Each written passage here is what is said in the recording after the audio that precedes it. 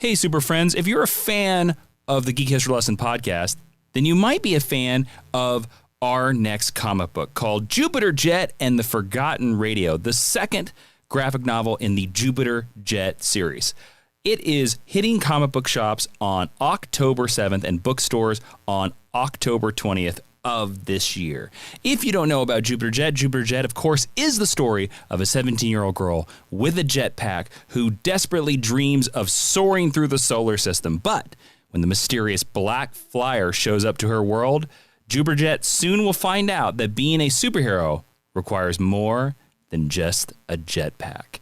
It features a John Boy Myers of Spawn and Teen Titans cover, and of course, it is 120 pages of adventure science fiction. If you like comic books like Superman Smashes the Klan, DC Superhero Girls, or IDW's Kanto, then you're going to love Jupiter Jet and the Forgotten Radio. And don't just take our word for it. Ron Marz, creator of Kyle Rayner Green Lantern, had this to say: I know a little something about building heroes, and this is how you do it, with heart and humor and high adventure. And we're very thankful that Ron Marz gave us a quote for Jupiter Jet and the Forgotten Radio. So, how does this work? Jupiter Jet and the Forgotten Radio can be found on Amazon, can be found on Walmart.com, can be found on any independent bookstore's online website, or you can walk into your local comic book shop and pre-order the book today. If you know anything about the independent author market, then you know that pre-orders really matter. So we would ask that you go into your comic book store today and pre-order Jupiter Jet and the Forgotten Radio. It's our love letter to the comic books of the past, of the 90s, and it's perfect for your grandmother, your dog, and your 3-year-old daughter or son. Go check out our next comic book, Jupiter Jet and the Forgotten Radio, hitting comic book stores October 7th. And now, on to the show. Everyone was excited about this, so we are here to do it. We are discussing your top 5 queer comic book characters because your Geek History Lesson is now in session.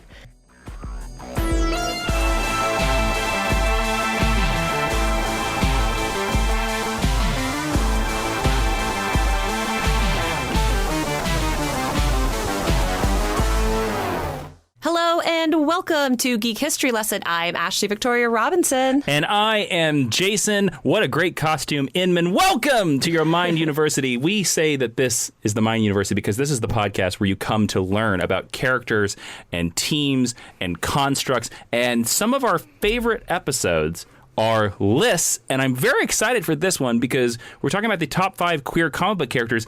And this is a heavily requested episode on our GHL Patreon and GHL Twitter and GHL Facebook. This is also, this is a lesson we've tried to do for literal years at this point and has usually suffered to production woes, but this is a tough year, so we thought that we would go ahead and we would do this right now, not in Pride Month because it's great to be queer all year long. Yes, and we have an amazing guest, actually scoured the ends of the internet to bring what I think is a perfect guest for this podcast. Ashley, why don't you introduce our amazing guest and introduct. We are joined today by the amazing, the very kind, the new internet friend, Sara Century, the co-host of Bitches on Comics, writer for Sci-Fi Wire, Fangirls, Bitch Media, Autostraddle, The Establishment, and so many more incredible publications. Sara, welcome to Geek History Lesson, and thank you for joining us. Yes, I am so excited to be here. What a great episode to be on. Now, Sara, I would love, we love to talk to our guests a little bit before we dive into the list. And just, do you remember, like, what were some of your things that got you into comic books or got you into genre? What were some of your favorite comic books when you were a child? Oh yes, this is a saga. Whenever I first got into comics, I mean, for me, comics have always been around. I was a person who I was lucky enough to have an aunt who would send me boxes of old Archie comics and things like that. She would just like run out of space in her comic collection, send over a box of stuff she didn't want anymore. And of course, you know, one man's trash is another's treasure. So as a little kid, like I was always reading comics. I just always had them around. And it was just, to me, it was very normal to just constantly be reading. I lived in a rural area as a kid, so I was bored, out of my mind. And so it's like you read anything that really passes, your line of vision pretty much. But certainly that included a lot of kids comics for the most part. And of course, Archie doesn't necessarily fall into the category of kids comics anymore. But for a long time, it was kind of, even though it's like a pretty sexual comic in some ways. Yeah. It's all innuendo, and you're just like, haha, I don't totally get this. And then like later, you're like, what? I have a question for you. Did you, when you got into Archie as a kid, was it because of those small little Archie digests that you'd see in grocery stores? Yeah, those are awesome, right? That's how that's how I first learned about Archie too. Yeah, those like reprint collections that just are books, like tiny little phone books full of Archie comics. Yeah, I loved those. And then of course, later I turned, I think like 10 years old, and Storm from the X-Men and like all of the superheroes and a lot of independent comics followed that, and just, it's just been my whole life pretty much. Nice. All right, everybody. So we know Sara is legit. She's the real deal. She loves grocery store Archie, which puts her up 50 points in my book. Heck yeah. So we are going to go through our list of the top 5 queer comic book characters. Now, these lists are our opinions. There is no right or wrong. These are like, what we would say would be our favorites, not an objective best list. We will work through this list 5 to 1. And also, if you have a list out there of who you think are the top 5 queer comic book characters, we want to see your lists. And Ashley, where should they send their list to? The best places that they can send their lists are, of course, on Patreon. Go ahead and comment on this post when you get it before anybody else in the world, and on Facebook.com/Geek History Lesson, or on Twitter @GHL Podcast. Easiest places to find us. Awesome. All right, I'm very excited for this list because I'm very excited to learn about some characters that maybe either I've forgotten or characters that I've just never heard of before. I'm very excited about this. So let's start with our number 5. Ashley, who is, to you, the number 5 queer comic book character? My number 5 is a sweet baby angel from the independent comic book world. I first heard about him on a Tumblr comic called OMG Check Please, which has since been adapted into an award-winning graphic novel series called Check Please, and that is protagonist Eric Biddle. He goes by the nickname Biddy because he's a little teeny tiny human being, and Biddy is a nice Southern boy who loves ice skating, playing hockey, and baking pies. And OMG Check Please explores his story as he moves to Samuel University, not a real university, to play on their hockey team. And as a Canadian, I was basically born having to be somewhat interested in hockey on some level. And let me tell you, OMG Check Please is my very favorite hockey thing that has ever existed. And what I super appreciate about it is this has all the trappings of sports, manga. The machismo is there. The dirty hockey mustaches and the bad hockey hair are there. All of the masculinity is on Front Street. Actually, can I pause you? Yes. As an American, is dirty hockey mustache a thing? Oh, so it's a big thing. Welcome to Hockey Corner. It's a big thing in playoff season. If you are either competing or if your team is competing, grow your mustache? You don't shave until you win the Stanley Cup. So there's a terrible facial hair. I don't watch hockey. I'm sorry. Terrible facial hair during the playoffs. But also, that sort of Burt Reynolds mustache is a really good look if you're a hockey player. To this day. Okay. Which I do not co-sign on. But there is a character in OMG Check Please that has it. And Eric is so amazing to me because Eric is he's small, he's very effeminate, he's very sweet. In a lot of ways, he's your adorable little Twinkie gay boy, but he's an amazing hockey player. He's really, really brave. He's open with his new friends who you would kind of expect to be not as open about his sexuality as he wants to be, and he gets nothing but love. So I appreciate that he is presented as this pioneering character in this narrative. He's obviously the protagonist, but he is pleasantly surprised, as is the reader, by how readily he's accepted into this culture. I also really like him because he is multifaceted. The problem, and I'm saying this as a white lady in a heteronormative relationship. The problem with the portrayal of what could be viewed as minority groups in media is sometimes they are tokenized and sometimes they are one-dimensional, and Eric contains multitudes. And I just think he's so adorable. I think he's so sweet. I live for his relationship that evolves over the course of the first volume, but I don't want to spoil for you. Plus, he is a YouTube star, so what's not to like? So Eric Biddy Biddle makes my number 5 for being complex, real world grounded in a webcomic. And for being a sweet baby angel. I just think he's so freaking cute. A lot of these characters, I'm like, I just think they're so adorable. The art in that comic is really good. I love the way that it looks. And it's all done by one lady, which is incredible. Like, I just, man, the amount of respect that I have for how hard, I believe her name is pronounced Ngozi, but I could be incorrect, and I apologize if I'm mispronouncing her name. The amount of hard work that she has put into making this book as renowned as it is really, like, even if you don't think you like queer narratives, just from a production standpoint, you got to give Check Please a lot of respect. But I have talked long enough. I want to hand this over to our guest, Sara. Who is your number 5 queer comic book character?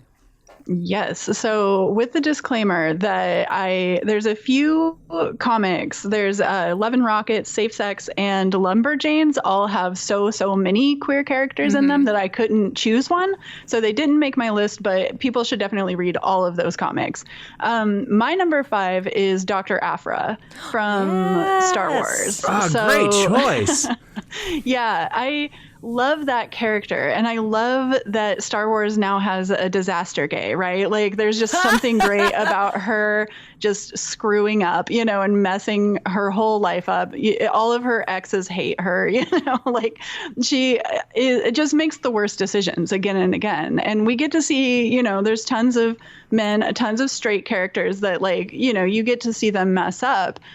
Dr. Aphra is definitely one of those characters where you're like, this character just really gets by on her charm. Like, her and Han Solo have like the same ex, and it's just like, you can kind of see that Han Solo-ness about her, but she also is like a worse person than him, so I think that there's something really fun about that. And to be able to actually watch a queer character who isn't bound to be a good person or like, even an okay person, who again and again just makes mistakes that are just so entertaining to watch. And it's definitely, to me, I open up a Dr. Aphra comic and it's just like, it's like a roller coaster ride. You never know what she's going to do. You think you see where she's going to go, and then she just, left field, completely does something where it's like, not only was that the wrong thing to do, but it also didn't really make sense for you to do it. And you just did it because it was the thing that made the least sense, like, almost.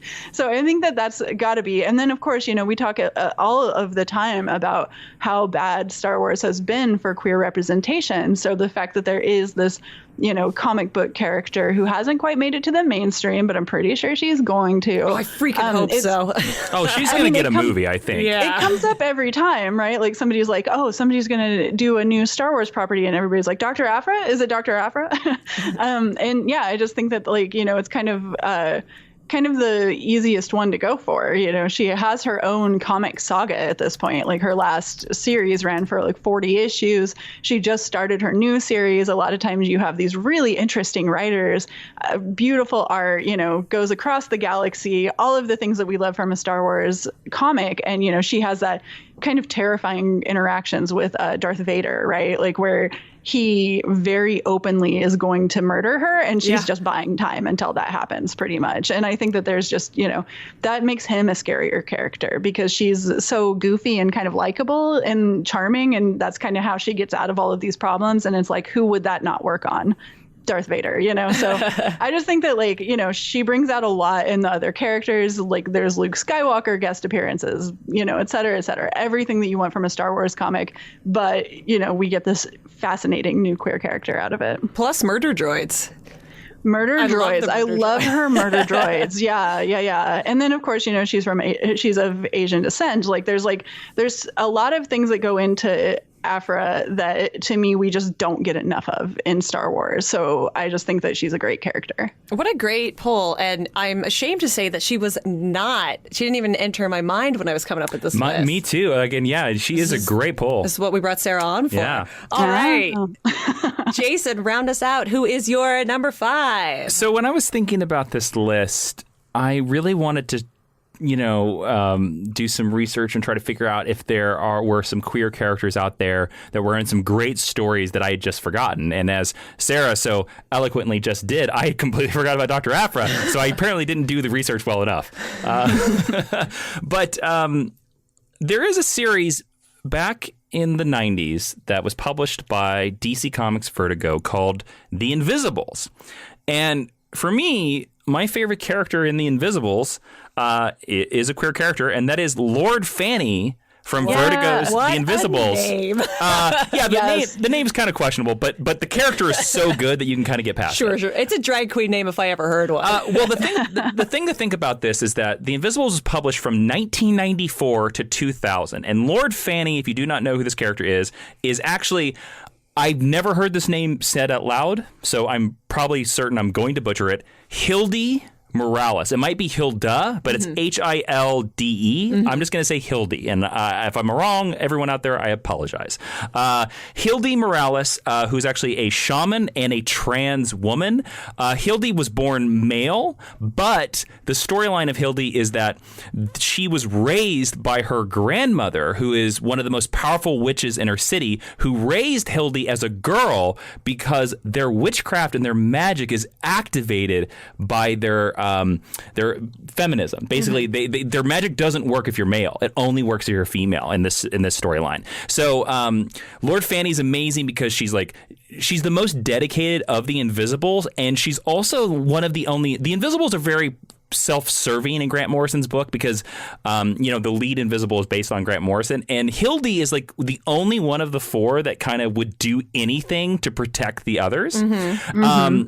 Has a very strong element of flamboyant drag queen, but she uses it very much well to make enemies underestimate her.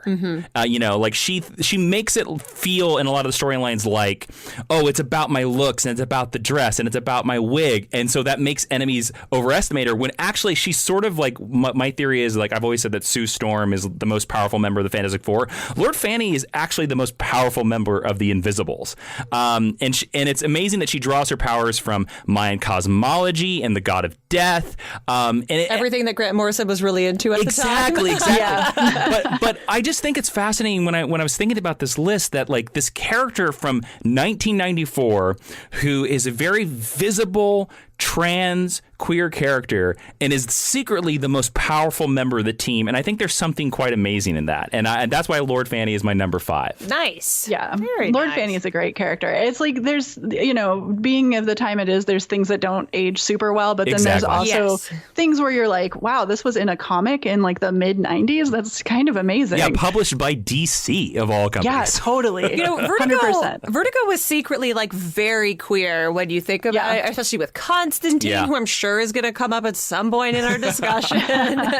Right. So that's very cool. I haven't read The Invisible, so not a pick I would have made. Yeah. Yay! I was worried there was going to be a lot of crossover, but we're off to a good start. All right, Ashley, how about you kick us off for your number 4? My number 4 is not a Western character because even though at the time of this recording, hopefully this is different in the future. Hello, future people. Japan is not as culturally open to the queer community as we are in America, or perhaps like to think we are in America. Anime and manga is low-key very queer, which is excellent. And even though I know a lot of people, especially listeners, are expecting me to go for a Sailor Moon reference here, the first manga character that I knew was queer was Yukito Tsukirishiro, crushed that name, who you may also know as Yue or Julian from Cardcaptor Sakura.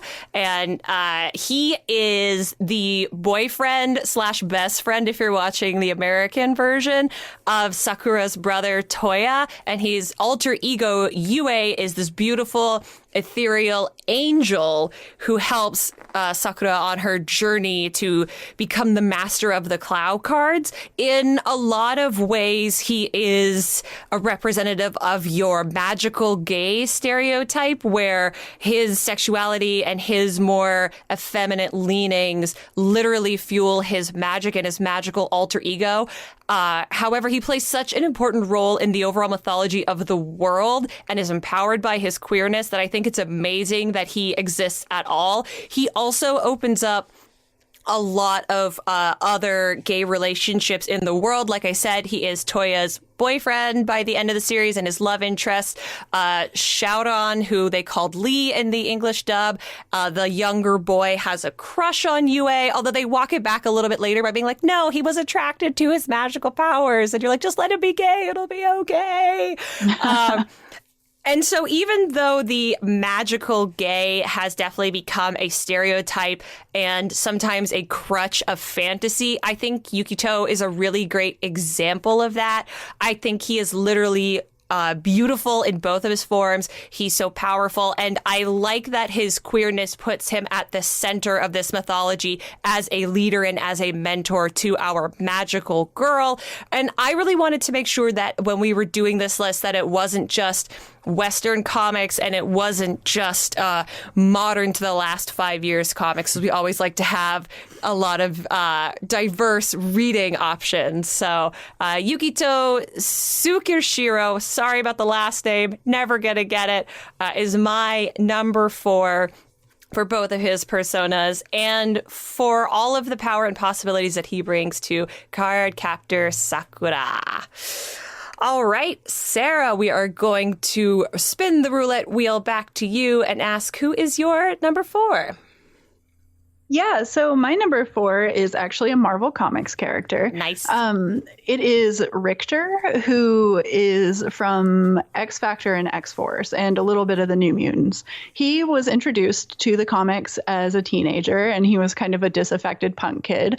Highly relatable for me right away. And, terrible haircut. I love you. Exactly the person who I am. I like him a lot because I think that there was just a long process for him. A lot of it was subtext for a while. He had kind of this relationship with Shatterstar, who was his teammate, and, teammate almost in quotation marks in and of itself. But they kind of had this close friendship relationship, but it wasn't made explicit. A lot of these comics are very subtext heavy for a really long time. He became one of the first on panel same-sex kisses in comics, like mainstream comics especially, and it was with Shatterstar. So they have this really interesting relationship. I believe that Shatterstar would maybe identify as pansexual, whereas Richter at first thinks he is bisexual and then, kind of goes on this kind of journey. And I believe now he identifies as gay. But it was a struggle, so I think that as much as that's frustrating to read, I grew up on X-Men comics, and the amount of subtext in a lot of those comics is pretty overwhelming. And you have characters like Mystique, just so many, Kate Pryde, so many characters where you're just like, I'm pretty sure that this character is at least, bisexual. Or you hop over to an alternate universe and Colossus is gay in a really, really moving story. Yeah, that's actually a really good story. I'm very questionable on the Ultimate Universe, but I think that Colossus's arc there was actually really great. And it changes a lot. And now we have a few more openly gay characters or openly queer characters. So that's always nice. But, for me, Richter kind of suffered along with me, right? Like there was kind of this time where I was like, I'm reading these comics. I also like for a while, this isn't everybody's journey. It was my journey. But my journey was basically like for a while I was like, I think I'm bisexual. And then, eventually it was kind of like, nah, I'm gay. Like I'm just going to stick to that. I think I've tried to thought experiment my way out of this situation, but I'm pretty much just gay. And I think that he kind of goes through the same thing. And, the person that he's in love with is kind of, a polyamorous person and who's interested in a lot of people and a lot of experiences. So that makes him kind of the sad guy punk, who's kind of just wish that Shatterstar was here and Shatterstar's off having a great time, and all of those things I just think it's just kind of moving. And we don't really see enough of that character, but I do love him. And I love that he was around for so long and kind of had this kind of troubled arc that, just was great. And also he's, one of the few Mexican characters in X-Force, in any of the X titles and any mainstream comics. So, it's diversity all around. And I just kind of love that guy. So yeah, he's my number 4. I'm so glad that you shared that story about how it related to your own journey as well, because we talk a lot about representation and why it matters, and being able to see something that is like yourself, even if it is someone of a completely different gender who is an X person, is really important. Right. And I mean, just the fact that it's Richter's story kind of happens because of bad writing in a way. It happens in this people are just they don't really know what to do with him. Sounds like a lot of X-Men comics. That's very true. And it's just sometimes that's how you feel, it's I'm being written by a terrible writer and I don't know where I'm going, Yeah, who's supposed to edit 2020 because we need a new draft on this. Sometimes you have to take control of your own narrative. And I think that I got to experience Richter doing that, kind of in real time alongside myself. So. Aw. All right, Jason. Need you to round out number 4. Well, we're not going to leave the X-Men universe. I'm going to tell you that. Oh, boy. Colossus, right? No, actually, my character is a character that didn't really present to me as a queer character until very recently, actually, in the most recent Jonathan Hickman X-Men run. And that is Mystique. Mm-hmm. Who, yes. Oh, my God. Yep. Yeah.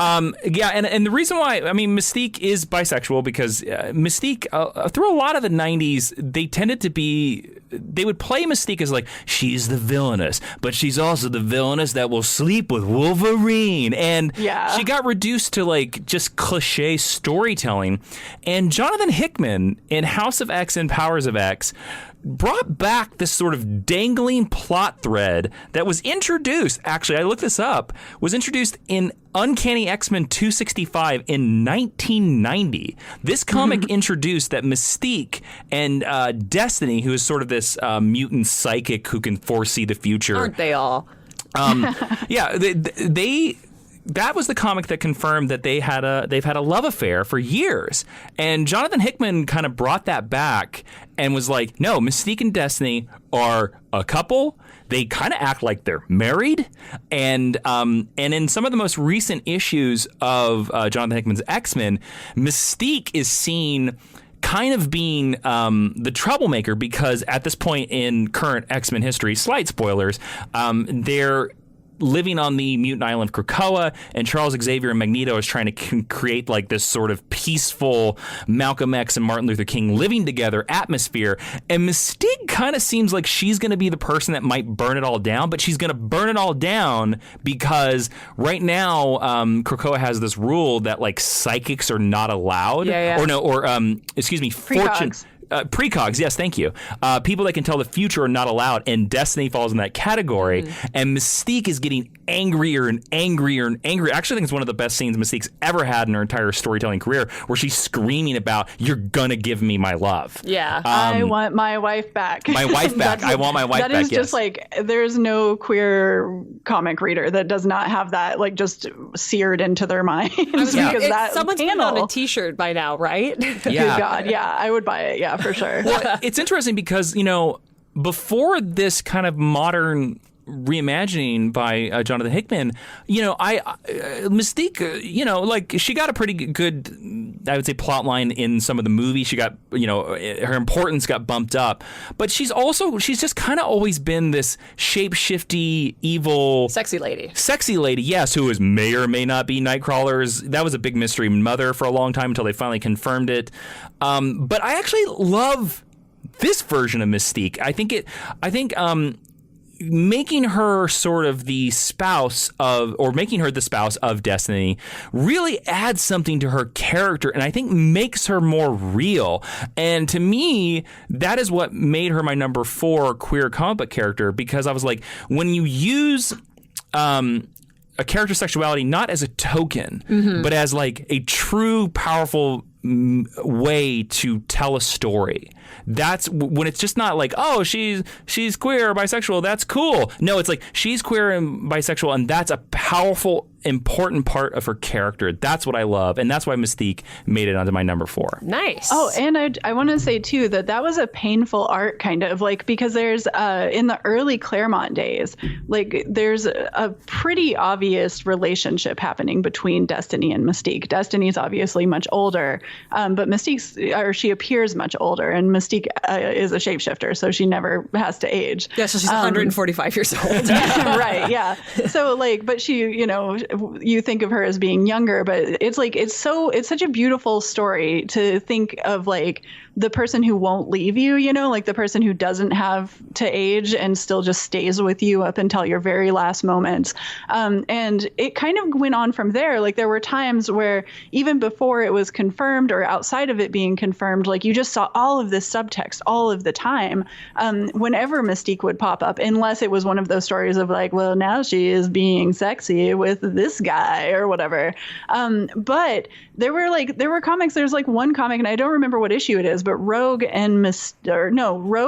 talks about Mystique and Destiny. She's at a wedding, and she's like, I wonder what would have happened if my moms could have been married, or if that would have changed anything for them. And that's just, I mean, that's so heartbreaking. And then of course, in like the Wolverines comic, there's this a wonderful story arc where like we find out that Mystique is certainly willing to let the entire universe end if it means that she gets to spend another minute with Destiny.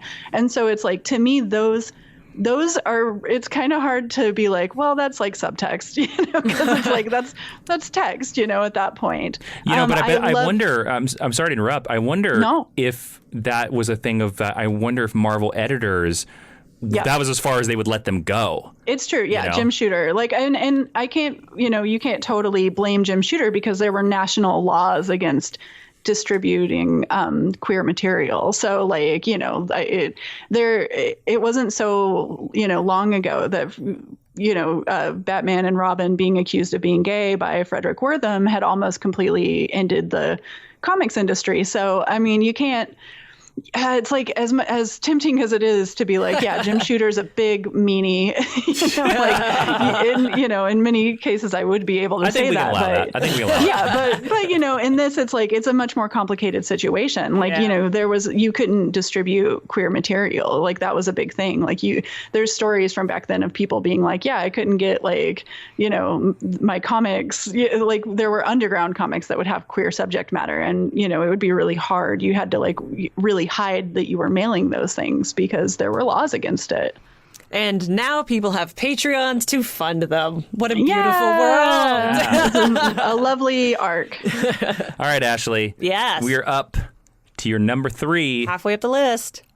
Who is your number trace? My number 3 is a character that I only know about because Mr. Jason Inman put the book that they appear in the most in my hands, and that is The Shining Knight. Now, I am specifically talking about the 3rd incarnation of The Shining Knight. The best shorthand I can give you is that they appeared in the Seven Soldiers series from the New 52. The Shining Knight version before then was a knight called Sir Justin. When Grant Morrison rebooted it, they changed their name to the spelling from an anglicized Justin to Ystin, which I'm assuming is Yistin. I'm not Welsh. It's the Welsh version of Justin. And they do appear to be an assigned female at birth character. And in the beginning, it's played like a joke, like, no, I'm a man, call me sir. No, I'm a knight, I'm a man, treat me like a man. And even though I don't always appreciate a comedic address of somebody's identity, whether that be sexual or racial or anything else, it is a period piece, so they probably would have said way worse things to this character if they actually existed. And of course, there were trans and gender fluid and non-binary people throughout history. But what I do appreciate about the fact that Sir Yistin puts this on Front Street from the beginning is that later on down the line, there is literally a line where they say, when someone asks, are you a man or a woman? They say, I am the other two. I was born this way. I've kept saying whenever anyone asks, I'm not just a man or a woman. I am both. And having a character who is playing such a traditionally masculine role in such a patriarchal time, but is an objective badass, because the Shining Knight is a badass, and definitely, and with a cool horse, has an amazing horse. It definitely levels up over the course of their adventures. But having them be this self-aware for the sake of the readers as much for the sake of the reality that they live in, I think is amazing. I just love Shining Knight so freaking much. There was no way they were not going to make it onto my list. I think they deserve every adaptation in the world. I think they deserve a TV show and a movie. And I'm so glad that Grant Morrison, who Jason also referenced in The Invisibles, was able to take this Prince Valiant type character who's been around the DC universe for a long time and update them. And like with Mystique, use this factor of their identity as a way to tell more compelling, more interesting stories in the world that they're set against. It's not just a tokenization. And I am sure, like with Lord Fanny, when we get 15 and 20 years past the story, we're going to look back at it and be like, ooh, that was a little ham-fisted. Ooh, that was maybe not in the best taste. But I do appreciate it because we don't see a lot of gender fluid or non-binary characters in comics. And Sir Yistin is a great example of that. I want to point out a couple just clarifications because, the series I gave you was Demon Knights. No. It was Seven Soldiers of Victory. That was a pre-New 52. And it's interesting because Grant Morrison built the story around the reveal of the identity, but it wasn't until Demon Knights. So in the Seven Soldiers of Victory, you learn that, is it Yistin? I don't know what the Welsh pronunciation of it is, so I'm saying Yistin, and somebody from Yistin. Wales will tell me I'm wrong. So you found out Yistin was female, and then in Demon Knights they did the thing where it was especially through Etrigan the Demon. Like Etrigan the Demon was always unsure, like, are you a boy, are you a girl? But they just ran with it for like 30 issues, and then kind of Yistin is almost the most powerful member of the Demon Knights, or the most capable. But yes, I agree with you. Like that, I love that character a lot, and I think that's a perfect update to a character that is kind of dopey and kind of silly. Yeah. And then when you give it this kind of, for lack of a better term, like plot juice, it really not only like makes it a more well-rounded character, but it really makes it a lot more contemporary, because a medieval knight is not that contemporary. Right. Also, DC Collectibles, I'm looking at you. Please make a Shining Knight action figure. I with want Pegasus. one so bad. All right.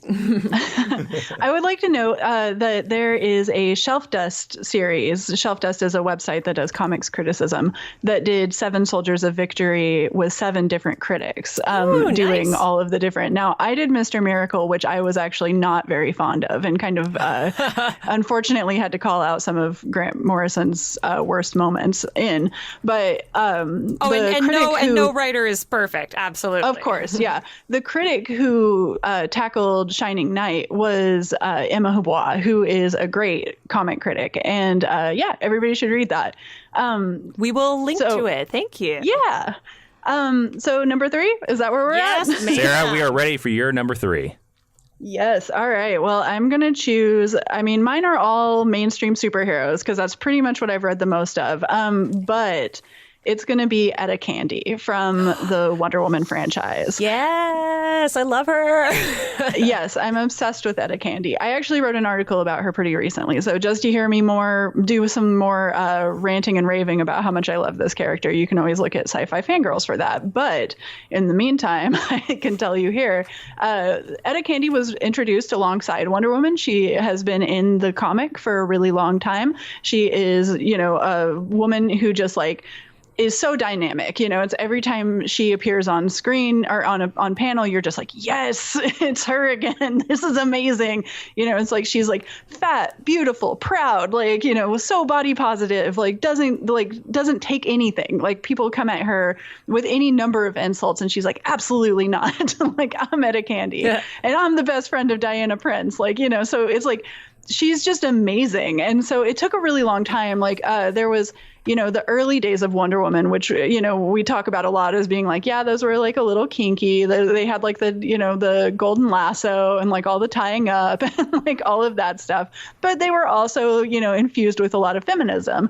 And so that is cool. There's a lot of good things and a lot of bad things about those comics. But Etta Candy is the great thing about those comics. And later they switched editorial and they switched vision with Wonder Woman. So for years and years and years, it was just boring, terrible, Wonder Woman is a secretary to the Justice League instead of in the Justice League and all of these stories that are just kind of grating. And then you have Etta Candy, of course, they just made her be a little bit thinner, a little bit more waifish, a little a petite, shy character who's obsessed with candy and can't speak without referencing candy and they went such a wrong direction with her. But more recently, we've seen her come back to the comics and she is, openly queer. She was in a relationship with Barbara Minerva, the cheetah, who I also love, and who is going to be in Wonder Woman 84. At some point. Yeah, at some point. We'll see how that goes. And of course, it's hard to say, Barbara Minerva was a character who was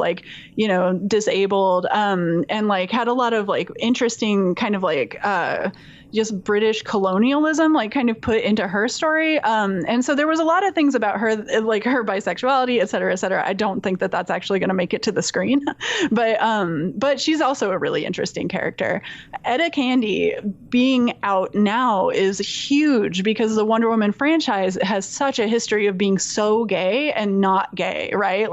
It's homoerotic and homophobic, both at the same time. She's from an island of Amazons. There's, you think that it's going to be a lot more queer than it is. And then when you read it, you're just kind of I guess we care about Steve Trevor, but what's happening here kind of.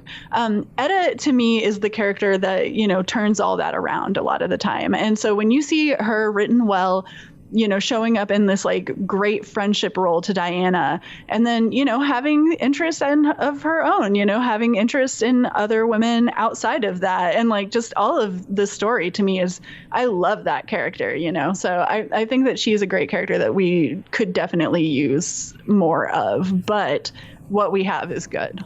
I co-sign on this so hard. Etta's amazing and truly only gets better the more modern and the more progressive that the writers become behind her. Right, now she's black. They changed. Yeah. She was started as a white character with blonde hair. Also love that version, but yeah, totally. It's now she's black, queer. It's still there's military stuff going on, which is not always my favorite thing to read about, but she's great. I'm so glad too that you talked about the one thing about all DC comic characters is the multiple iterations, because that was something I was gonna ask you. I was which version is your favorite? And then you covered it all. So I was oh, great. Yeah, there's definitely a 40-year period where I'm what are you guys doing? Yeah. I mean, when I read Wonder Woman comics. That's very. Our listeners to the podcast will remember our Wonder Woman: The Golden Age series. Yes, where you're this is half really good and half really terrible. Yeah. There's tons of problems. That's certainly its own podcast, as you just mentioned. But yeah. Okay, Jason. Yes. Time to round out the number threes. Well, for my number three, I figured I have to be somebody on this podcast has got to be pretty obvious. These are the obvious choices, and it's two people, and I'm counting them as one because to me it's hard to think about one without the other. And I, of course, am talking about Midnighter and Apollo. Now, these are, of course, Wildstorm characters that debuted in 1998 in Stormwatch. Of course, Midnighter is basically Wildstorm's Batman. He has the ultimate technician. And then Apollo is basically Superman who absorbs the sun even better than Superman can. But basically, they are, in a lot of respects, the gay Superman and Batman. And the reason why I wanted to include them in this list is that when they were initially introduced, a lot of people thought, and a lot of comic book journalists and all this stuff like that, thought it was a gimmick and a joke. And you thought that, like, oh, it's the gag of, like, what would be if Batman and Superman kissed? Ha, ha, ha, ha, ha.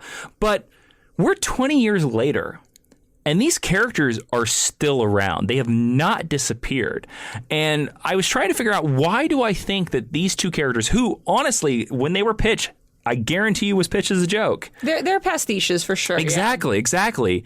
And I think the reason why is because of some of the more recent series, but even in their original debut, a lot of focus is given to that, yes, Midnighter is just a despicable person, and Apollo is willing to murder people left and right.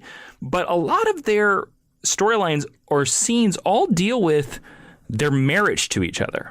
And one of Mark Millar's early Authority stories actually deals with the fact that they are protecting this young baby, this young Jenny Sparks. And they're, you know, there's a lot of scenes where Apollo and Midnighter will, like, take any hit or do anything as long as they protect the baby and raising the baby. And there leads to all these conversations about, what are we going to do once we get past this? Or what are we going to do once we survive? And it's like, oh, let's just sit by the beach. Let's do the thing. And Steve Orlando also has done a pretty good job, I think, in some of the more recent series by making these two characters very real gay men. And I think, again, like, that's the reason why I wanted to include them on this list, because they so easily could have just been jokes. They so easily could have been just thrown away. But the fact that they've been around for 20 years, I think, should say something to the power of their story and the power of, there must be a huge fan base out there that identifies with these two guys, you know, for lack of a better term, the gay Superman and the gay Batman. They make each other better. They are at their best when they're together. Yes, you are correct. And that's the reason why I included them as one. I don't think you can talk about one without the other.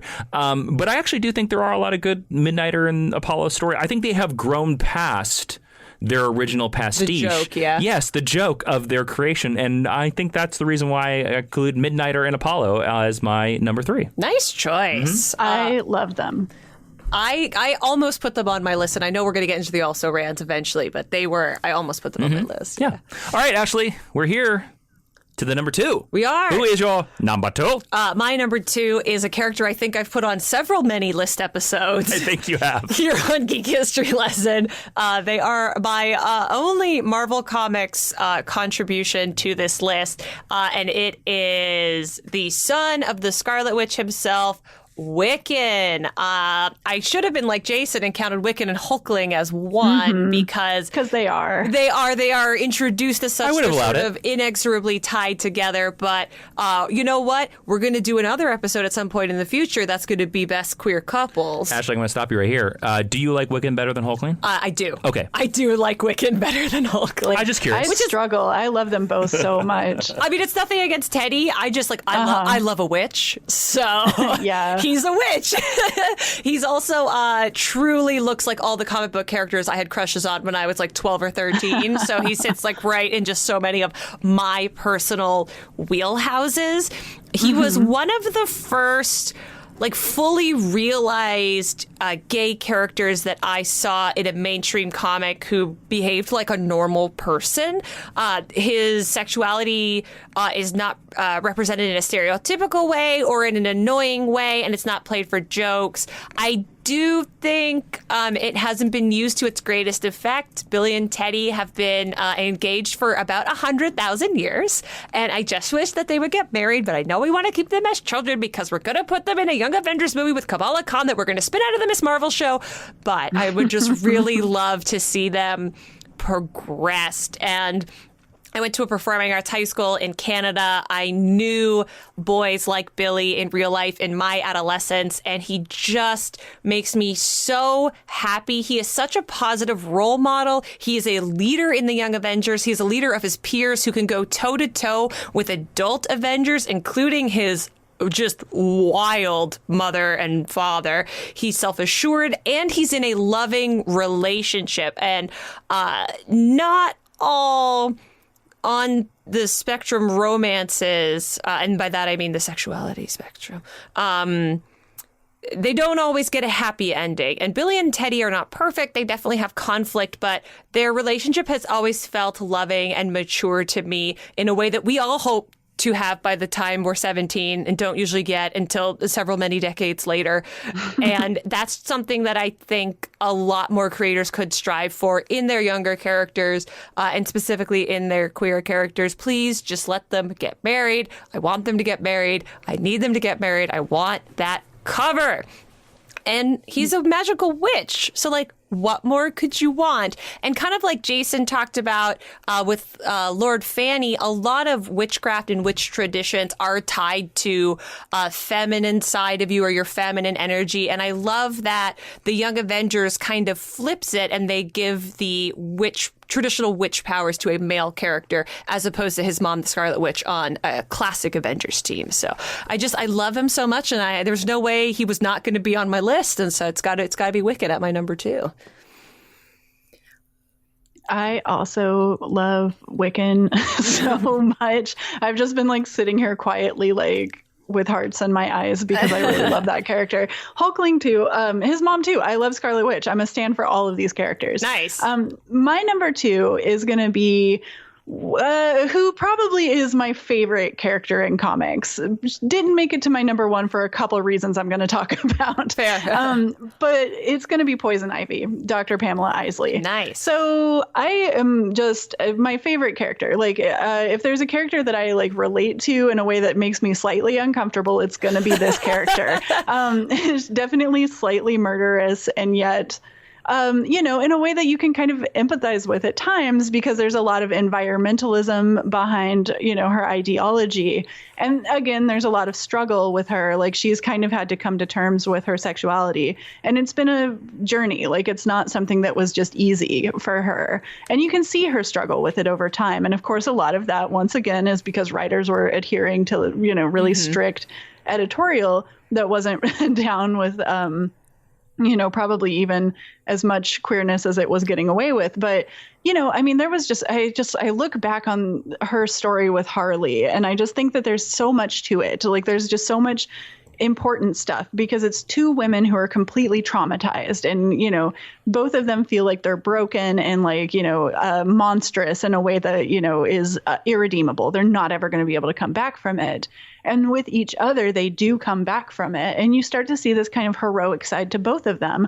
And once you team them up, like once you team Harley up with Ivy in like the animated series, and they did it in the comics as well, in the beginning, Harley is just reeling from trauma. Like, she's just gotten out of her relationship with the Joker. Mm-hmm. And that makes it almost impossible to villainize Ivy, because Ivy is there for her in such a, kind of inobtrusive but very emphatic way. Like, definitely making it clear that she's there for her, and gets frustrated with Harley for like going back to this guy who's terrible. And yeah, to me, it's just, I look at that relationship as being so symbolic of what a lot of people go through. Like, you go through these, horrible relationships, or you have, abusive relationships.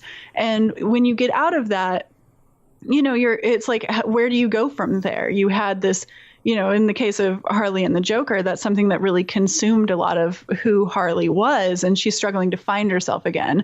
And then, she doesn't immediately hook up with Ivy, but like they become friends. And then, that turns into a relationship down the line.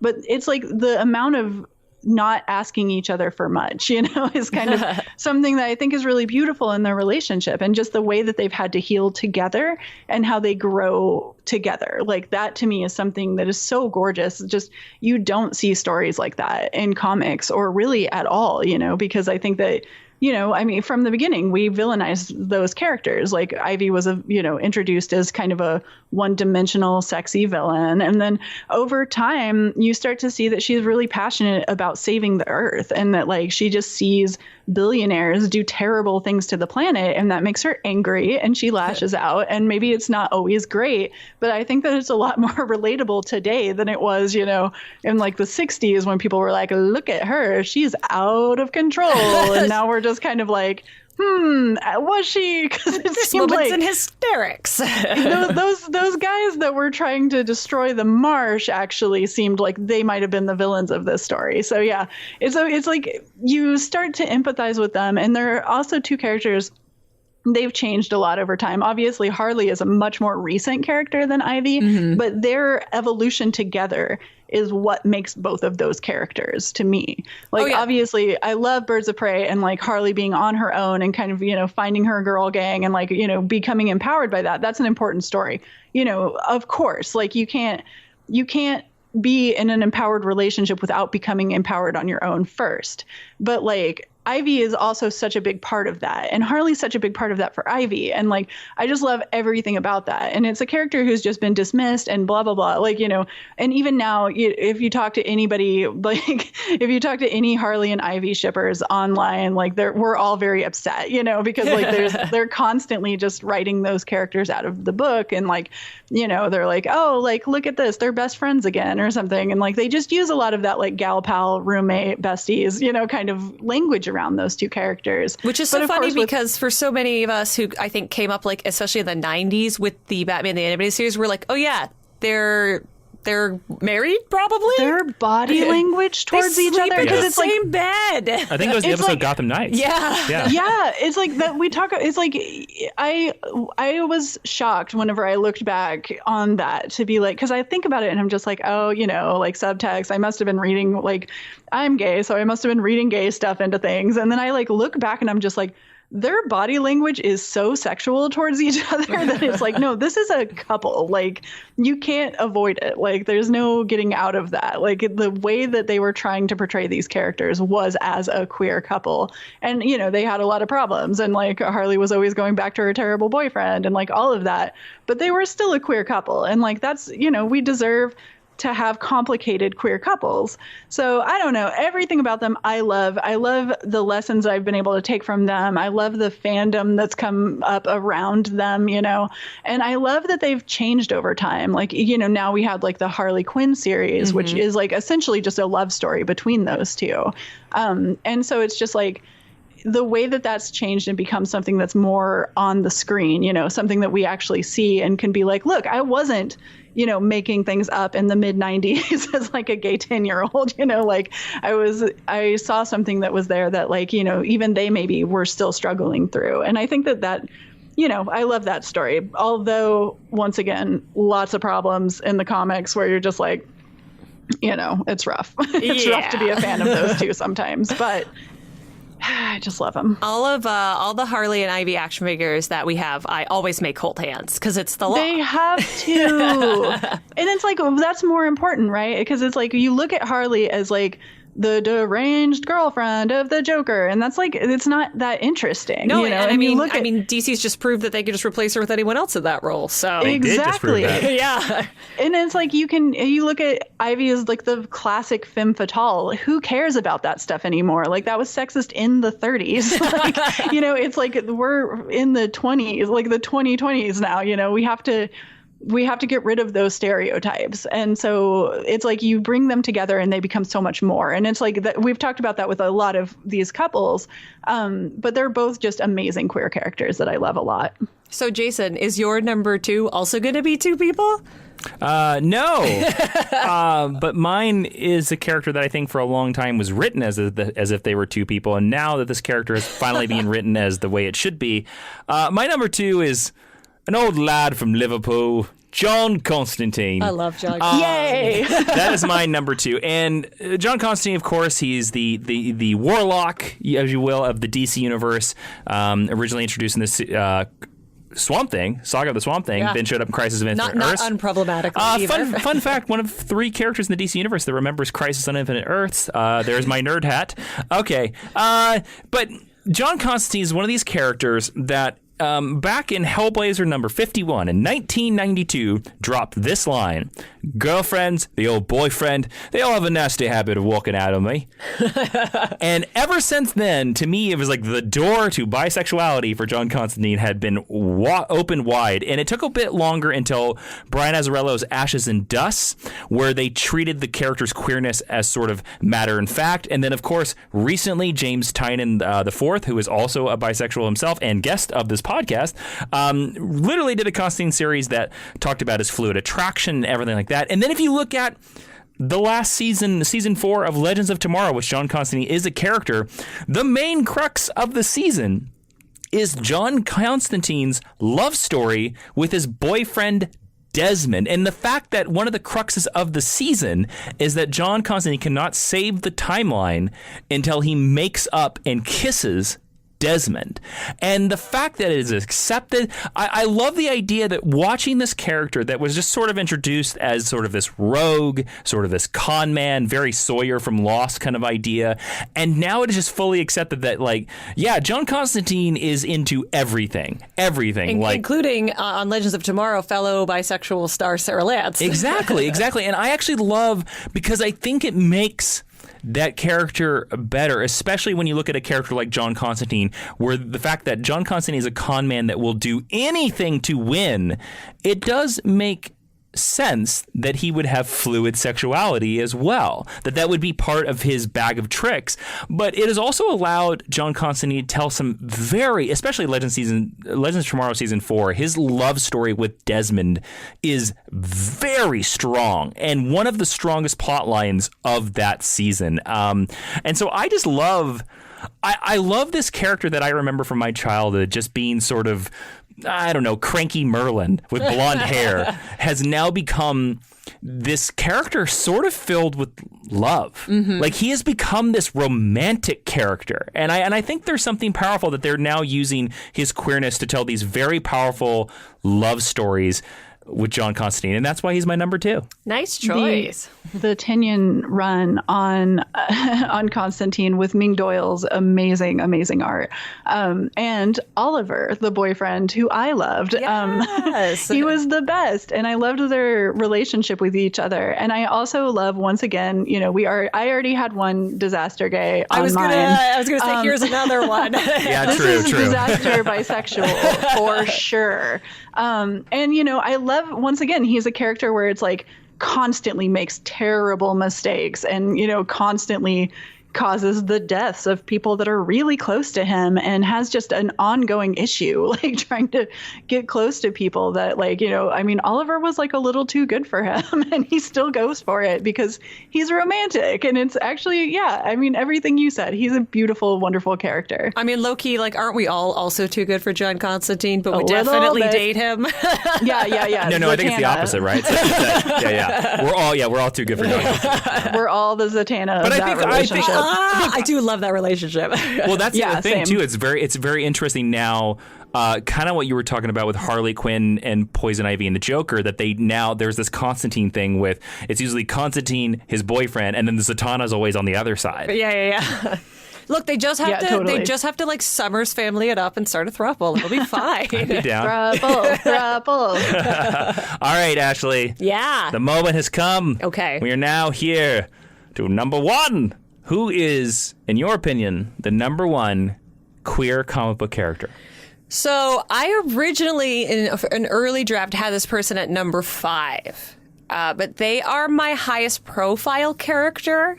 So I feel like they deserve to be at number 1. They are a character whose queer identity was not confirmed, but very much inferred until the modern age. But I think as long as I knew them and I knew that they lived on an island of all women, they were going to be kissing women. And that's Wonder Woman Diana Prince. And it's something that is only satisfactorily explored in certain stories. I would definitely give Earth 1 a lot of credit for exploring her relationship with other women in a nice way. It was something I really wish they were going to do in the movies. I don't mind, again, no knock on Steve Trevor, but I really wanted Diana to like kiss her girlfriend as she was leaving Themyscira. They still might. At the time of this recording, we have not seen Wonder Woman 84. Yeah, I mean, we could at Hopefully. some point, but Paradise Island, Themyscira, the Amazons have always been very, very gay. And so, of course, Diana would be. Diana is arguably one of the strongest members of the DC universe, let alone the Justice League. She's also a symbol of love, and I will not say purity because like that has weird I'm gonna use the same word, puritanical overtures, and Diana is a very healthy sexualized character. When it is done the right way, that's really great. When it's done the wrong way, it's really unfortunate. But she's like definitely a lady with a healthy sex life. And I like that everything about her identity emboldens her and she is able to embrace, and it makes her a better superhero and then ultimately a better icon. She's not beaten down by any part of the queer narrative that she has been given in fiction. And I also love that, and the movie does touch on this a little bit. I love that. So not only is she raised by the whole, right, like it takes a village, so she's raised by the whole island, but we know that Hippolyta has if not a wife, then a girl. She has a partner. And I love that, like, Diana comes out as the strongest woman in this world, having been raised by a gaggle of mothers. I think that's so beautiful. And Wonder Woman is another character who I always put on my list. Just, she's so important and she's so wonderful. And in a lot of ways, she is this idealized version, right, of what a queer woman would be in comics. But sometimes we need heroes that are unattainably amazing. So Ashley, we can keep striving. May I ask you a question? Sure. Am I remembering this wrong? In the Wonder Woman Earth 1 graphic novel by Grant Morrison, did they make Nubia, the Black Wonder Woman, Hippolyta's wife? Am I remembering that wrong? It's not. That's Philippus. Yes. It's excuse me. Yes, who's played by Anne Ogbomo of Krypton fame. Yes, in the movie. Yeah. Yes, okay. Yeah. No, but Nubia, man, we need more Nubia in this. Because Nubia's in the book too as well, I've heard. Yeah. She is queer in Wonder Woman 77 too. Yeah. Nubia is. Yes. I was curious, have either of you read Wonder Woman, the One True Amazon? I have. Yeah. Right, with Jill Thompson, Yes. right? So that to me is a super queer the best story. Eisner Yes, Award oh my winning. God. Yeah, true. Yeah. Well, she has that friend that she's trying to impress the entire story. And I think of that one because I'm just like that. To me, it's like this story where it's like at no point is she like, I have a huge crush on this girl, but it's like you just see it in all of her actions. So you know, however they got past any kind of censorship, I always read that one and I'm just like, no, Diana is very bisexual. Like she's super into this girl. Yes, but it also just makes sense, right? Like I remember before everyone was like across the board, like on co-signing on it. It was like, but she's from Paradise Island. They can only have girlfriends. I mean, yeah, it makes quite logical sense. Yeah, and then it's a nice flip of your sort of like Sparta Greek army narrative as well. When she theoretically comes from that same culture. But honestly, like just Wonder Woman for everything. So Diana had to be my number one. It's a great choice. So now, Sarah, I want to ask, who is your number one? All right. Well, number one for me is going to have to be America Chavez. Nice. From Young Avengers often, but also had her own amazing series, which was written by Gabby Rivera. If you want to hear more about Gabby Rivera, we interviewed her on Bitches on Comics. So there's an episode where we just talked to her about all of the things, you know, that we just like tripped out over when we were reading America. So America Chavez, of course, another character that was introduced as a straight character, I guess, you know, basically she's like, I have a crush on a boy or something, but it's kind of inorganic. And then, whenever she comes back, like, I think they don't even bring it up for a huge portion of the Young Avengers, but at a certain point they're like, and she's like, yeah, gay, right. Totally. And then of course, you know, there's her ongoing flirtation with Kate Bishop, which, you know, hearts everywhere. But, you know, Kate probably will never come out of the closet, unfortunately. So America gets to just be out, right? Like, that's great about her. She punches star-shaped holes in dimensions so that she can travel through them. She's 100% there for her friends. Also, queer character Loki tries to get one over on her often, and it just never works because she sees right through him. She has 2 moms, which is beautiful. And like, actually, we talked a lot with Gabby about how, you know, there's a scene of the 2 moms giving birth to America. And that hasn't happened. It's like when we look at queer love stories and, you know, childbirth through like queer people, often it's, you know, an adoption story or something. And, you know, we almost always see it through like a heteronormative lens, right? Which in some ways makes sense. But then it's like, hey, we're working in imagination world. So like, why don't we have imagination world? What would queer childbirth look like if we just got to imagine what it would be like, right? And that's kind of what happens in the America series. Which is truly no less insane than people who fly and have superpowers. Oh, God. I mean, like, that's the point, right? Is like, and then also, I mean, we're not so far removed from it. Like, there's a, you know, huge possibility that at some point this is going to be something that is possible for queer couples. But like, you know, we don't know. It's always like kind of, you know, I just think that it's a narrative that just hasn't been able to have room to breathe, really. So it's great to see that. And, you know, her moms don't usually play a very big part because they sacrifice their lives to save the universe and, you know, all of the things that, you know, made America who she is, kind of. But she's, you know, just the best character. It's like she has flaws. She fights with her girlfriend, you know, like she has all of these problems, but she's one of those characters that is so community oriented. And that's something that you see a lot in the America series, is her being like, I'm not the hero. Like, we're the hero. Like, there's a lot of heroes. We need everybody to bring their A game to be able to fix the problems that we're facing. And I think that that's a message that we need to see more in superhero comics and in, you know, any stories. We need to see that it's, you know, people power that's raising people up, not just one savior who's going to save us. And so all of those reasons, the fact that she's almost always been an out character, the fact that she is so powerful and so smart and so funny and, you know, gets to flirt and be, you know, have issues and all of those things, you know, I mean, that's why she has to be number 1 for me. Nice. Also, I think soon destined to show up in the MCU. Has to. Yeah. I mean, come on. Also, like, where it's like you read comics and it's like, where is America? Like, you guys, it's like you can't drop the ball on this character. This is one that has to stick around. Like, she has a huge fandom. She won people over so hard during like the Young Avengers. Like, people loved that character whenever she got her own series, you know, and it's written by a Latinx writer and like all of those things, you know, that just I think that made everybody so excited. And also that's a comic that gets taught in class in like colleges now, which is so great, you know, so great. So it's like, I mean, there's just only good vibes with that character pretty much. Nice. Alrighty, Jason, we've got 2 women in the number 1 slots. Who is your number 1? Well, we're going to make it a trifecta. Nice. Ladies on top. My number 1 queer comic book character, and this was kind of my easy choice for number 1 when thinking about this list, is Renee Montoya, as I like to call her, The Question. Yeah, my favorite. Yeah. I prefer The Question Renee Montoya over Detective Renee Montoya. She earned that superhero moniker, and I'm going to give it to her. No, she did. Yeah. Now, if you don't know, Renee Montoya, of course, is a fictional DC comic character.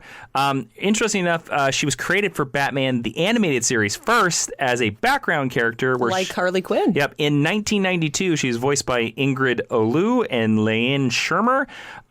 But she didn't really become a recurring character in the comic books until Batman 475, where she's promoted as a homicide detective by Commissioner James Gordon. She's partnered with Harvey Bullock eventually, and they become very close friends. But it's really changes for Renee Montoya basically in the No Man Land storyline and Gotham Central storylines. Both highly recommended over the course of this podcast. Yes, we love both of those storylines. It's in No Man's Land where it's first hinted that Renee Montoya is a lesbian. And this is sort of a storyline in that where Two-Face learns, because Two-Face develops a crush on her, and Two-Face learns that Renee Montoya obviously has no interest in him because she's a lesbian. And then during the Greg Rucka and I cannot forget Ed Rugaker run of Gotham Central, which is one of the greatest DC comic series ever published about the Gotham Major Crimes Unit, where Renee is partnered with Crispus Allen, Two-Face outs her as a lesbian to the public and also frames her for murder. Now, during this amazing storyline, Montoya is cleared of all charges.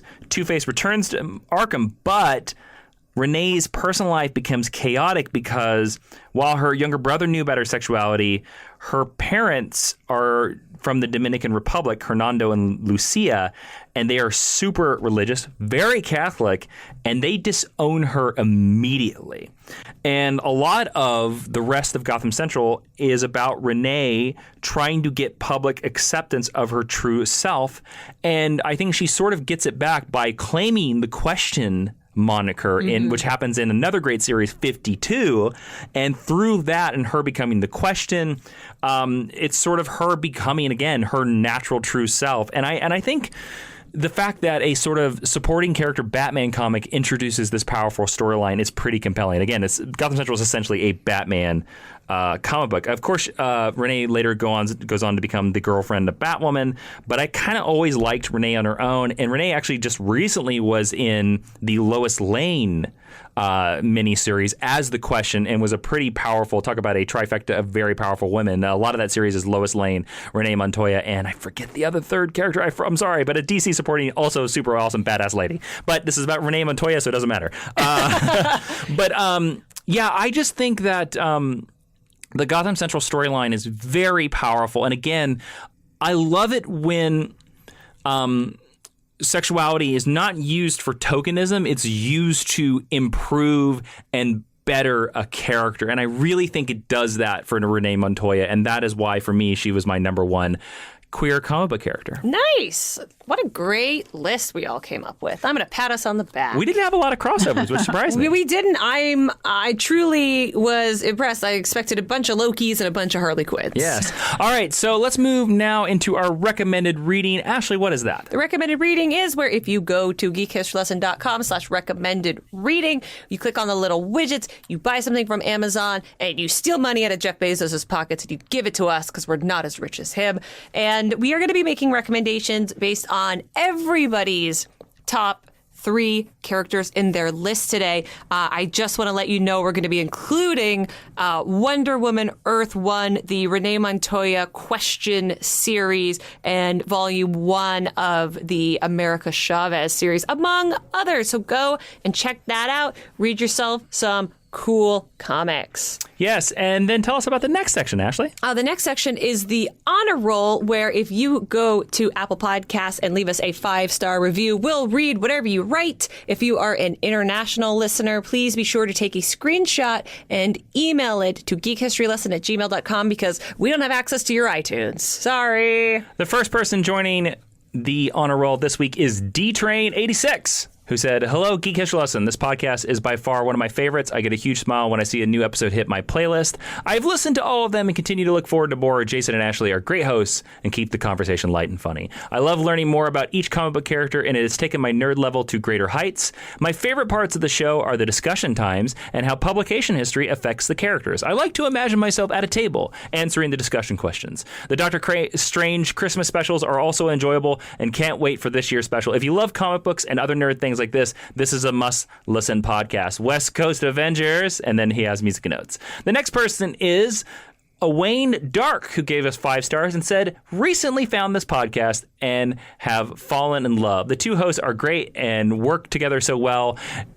and help in their own thoughts on the topic they're covering. They definitely know what they're talking about and have definitely taught me some interesting facts. Still hoping to see a Connor Kent Superboy episode in the future, but no matter the topic, I'm also going to be tuning in. Well, Wayne Dark, you might get your wish very, very soon. Thank you, D-Train86 and Wayne Dark. You are welcomed into the Geek History Lesson Teachers Lounge. Ashley, what will they find inside there? Well, in the Teachers Lounge, I suspect that they will find Professor Montoya preparing for her next class. Oh, interesting. Yeah. I was going to say Professor Sara Sentry because she did such a fantastic job on today's top 5 list that she's definitely going to be now faculty of the Mine University. Miss Sentry, where can people follow you on social media, or where can they find some of your work, some of your writing? Because if they're not impressed by you like me, they should be, and they should definitely track you down online. Thank you. So you can find me. I have a website, www.sarasentry.com, perhaps obviously. And I don't have an H in my name, so that might help. I'm at Sara Sentry on Twitter. I also have an Instagram, but it's like all pictures of my cats. So, I mean, choose your own adventure. But also, I really regularly write for Sci-Fi Wire, the Fangirls branch of that. So tons and tons and tons of comic book and film criticism in there from me. And I'm the co-host and co-founder of Bitches on Comics podcast, which is a lot of fun. And we talk about lots and lots and lots of queer subject matter. We have a ton of people who we interview guests, I don't know, interviewees. We have that. And we also did a collection of fiction, which was called Decoded, which had 30 different stories by 30 different queer writers that were all just speculative fiction. So that's like sci-fi, fantasy, horror. And you can buy a subscription to that at decodedpride.com if you would like. The PDF is going up probably before the weekend's over. So by the time this is up, you can buy the PDF. Nice. And we'll have links to all of that in the description of this podcast, so you can go check out Sara. Everyone out there, don't forget to follow Ashley on Twitter and Instagram at Ashley V. Robinson. Tweet me cute pictures of Wicked. Yeah. And then also don't forget to follow me on Instagram and Twitter at Jawiin, at Jawiin. And don't forget our next comic book, Jupiter Jet and the Forgotten Radio, being released by Action Lab, hits stores on October 7th. So go tell your local comic book shop about it. They have to pre-order it, or go find it on Amazon. It's there as well. Now we're to the last section of the podcast, hashtag stick around, where we see if you stuck through the plugs, because we're going to talk more. Sara, I want to ask you, who were some of your also-rans? Who were some people that almost made it into your top 5 but kind of got bumped out? Well, you actually brought up a few of them, but obviously probably one of the most glaring examples is going to be Batwoman, which I was kind of surprised none of us chose. But, it's kind of an obvious one. I think that the Marguerite Bennett series that was about Batwoman is an underrated classic. So I highly recommend anybody check that out. And I love that character. I love what's happening with the new CW show. It looks like it's going to go in really good places on its second season. We were all a little bit hesitant when they were like, we're going to recast. And we're like, oh, no. Yeah. But then it was like, oh, yes. Like, that was exactly what we wanted. Awesome. Great. No offense to Ruby Rose, who had great reasons for leaving the set, But yeah, I would say Batwoman definitely. And I love the interactions between Renee and Batwoman. That's one of my ships for sure. Also, Mystique was one of my also-rans, so, covered that. Thunder, who is on the Black Lightning series. I love her. It's because she's so good on the Black Lightning series, and we don't see enough of her in the comics, that she didn't make my list, but that is one of the best characters. I love her relationship with Grace. I think Grace is another character that is just incredible. Like, I love those two a lot. So they definitely are on there. Of course, I would be remiss if I were going to neglect mentioning two of the most important queer characters in my personal development, which was Sailor Neptune and, Sailor Uranus. Heck yeah. Both of whom, I mean, like, yeah, once again, it's the same as Harley Quinn and Poison Ivy, where you look back and you're just like, no, I knew what I was talking about when I thought English that they were. language dub said they was cousins and none of us believed it? I actually wrote a little bit about that because it was a very weird message to send. It's like, that's actually much more perverse. Yeah. Like, oh yeah, you know, they're like gazing dreamily into one another's eyes and holding hands, as cousins often do. Very upsetting. I was going to say too, Vampirilla. Vampirilla is one of my very favorite characters of all time. Dynamite Comics just recently went on a wild one, and doesn't they mean kind it's of not a great character. Yes, they tanked pretty much their entire line, and I'm not going to be too surprised if Dynamite has to, you know, close their doors. But Vampirilla was wonderful, and it was under that imprint that like they actually had her come out and have like a girlfriend, and she's been pansexual. Like I've written articles about Vampirilla, another character who's just been around forever, and I don't think always gets her due. So I loved that character, but because of Dynamite shenanigans, I was like, I'm not going to bring that up. I also almost put the Ray on my list. People who have been listening since Crisis on Earth X know that I love the Ray, and I love him and his boyfriend, Citizen Cold. So he was the one that I was so sad to have to knock off. Jason? Mm-hmm. The one that I'm surprised nobody put on here, and it's one that almost made it on my list, is Archie's Kevin Keller. Iconic. Oh, Yeah, yes. But yeah, for me, it's like the reason why he got bumped off of my list is just because very recent addition. Yeah. You know, and I didn't feel as much of a connection to him as I did the other characters that I put on my list. So, but there you go. All right. Sarah, thank you so much for joining us. This was an excellent podcast episode, if I do say so myself, about our own episode. Yeah, that's me. Every time I have an episode, I'm like, oh, yeah, that was great. I loved listening to the sound of my own voice. Thanks for having me. This was incredible. I love talking about this stuff, and I love talking about all of your choices. Like, all of these choices were great. Awesome. Well, thank you again for joining us. And thank you, everybody out there listening, for joining us for this episode of Geek History Lesson.